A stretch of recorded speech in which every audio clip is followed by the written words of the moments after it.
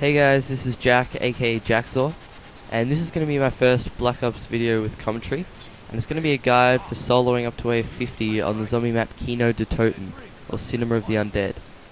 And I'm going to split the guide up into two parts. This first one will be from waves 1 to 10, and the next one will be 10 to 50, so enjoy. As you may have noticed when I first spawned, I went straight to the quick revive machine on the right. If you buy the quick revive perk in solo, it only costs 500 and it actually allows you to revive yourself, which is really useful. However, you're only able to buy the quick revive perk 3 times before the machine stops working. So you want to really try and knock it down in the early waves so you can save your quick revive for later rounds. As you can see in round 1, I'm just trying to get the maximum amount of points from each zombie. So I'm just shooting them 5 to 6 times below the shoulders, and then knifing them, because shooting them gets 10 points and then knifing them gets 130. As you can see here, I buy the M14 off the wall. I find the M14, it has pretty high damage. It's usually a one hit to the head in the early waves, and it also comes with quite a lot of ammo, so it's pretty useful. But right here, I'm pretty much out of ammo with my pistol, so I switched to my M14 and just go for some headshots by hip firing. I find the easiest method for getting headshots with the M14 is just to spray from the hip, especially if you got a large group. Basically, I'm just trying to accumulate points at this stage, which I'll use later on. Headshots give 100 points, and if you combine that with a couple of body shots as well, you get like 120, 130 points per zombie. The reason I'm not knifing anymore is just because it takes like 3 knives to kill them at this wave, and I just find it easier just to spray them with the M14, get some headshots as well. So long as you don't run out of ammo with the M14, you should be absolutely fine for these early waves. But if you do, you can always just go back to the wall and just buy some more. It's no trouble. I'm also getting some more points just by repairing the barricades. Most of you will know this kind of stuff, but just for those who don't. Anyway, I finished this last zombie off at the end of wave 3, and I have almost 4,000 points. So what you want to do is go through this door on the top level and make your way to this next door. Just go through. So now I'm in the room with the MP40, but I actually don't buy it yet because I still have quite a lot of ammo with my M14. And so all I'm doing is just going around and defending this room. And as you just saw, I got another max ammo, so I was almost able to complete the whole wave just with my M14. But oh yeah, just here I get an insta-kill. And always when you get an insta-kill, unless you're on a really high wave, you just want a knife because you get 130 points. I actually replaced my M14 with my MP40, just because I really want to keep my pistol so that I can pack punch it for later, as you'll see. I'm just looking for the last 2 zombies, just finish them off, and then make my way through the next 2 doors onto the stage. Oh yeah, but when you hear that deep drum sound, like I did just then, you know you've got a dog round, so you basically just want to sit in the corner, just fend off the dogs. In solo, you only have to kill like 6 dogs, so it's really easy. And with the MP40, it should be no trouble at all. But the good thing is, in the later rounds, dog rounds can be really useful because at the last dog on every dog round always gives you a max ammo, like just there. So what you want to do is just reload both your guns, take the max ammo, and you're set to go. I turn on the power here, which basically just opens these curtains and allows you to use all the traps on the map. And for this round, all I'm doing is just defending the stage with my MP40 and just trying to accumulate points, because I'm trying to save up for the next perk that I want to buy, which is Juggernog, and that's 2,500. But right here, I just rebound some grenades for whatever reason, and I just run back to the lobby right here, just so that all the zombies that will have spawned will come through this little entrance in a bottleneck, and I'll just be able to take them down pretty quickly.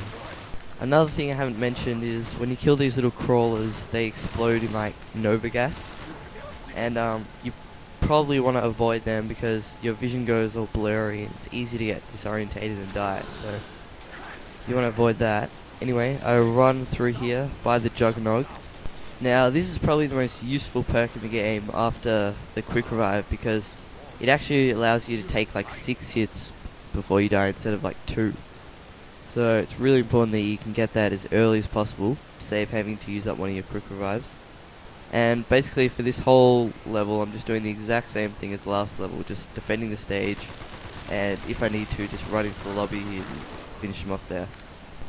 So by the end of that round you should have over 3,000 points, and so you want to run over to this where the Juggernaut machine is, and on the left here buy this massive, awesome, shiny, sharp knife thing, the Bowie knife. Basically this will like kill them in one stab up to wave 10.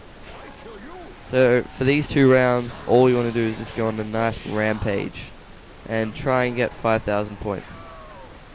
This is the next round, round 9. I'm just charging out, stabbing everything that moves, and trying to accumulate 5,000 points so I can pack punch my pistols.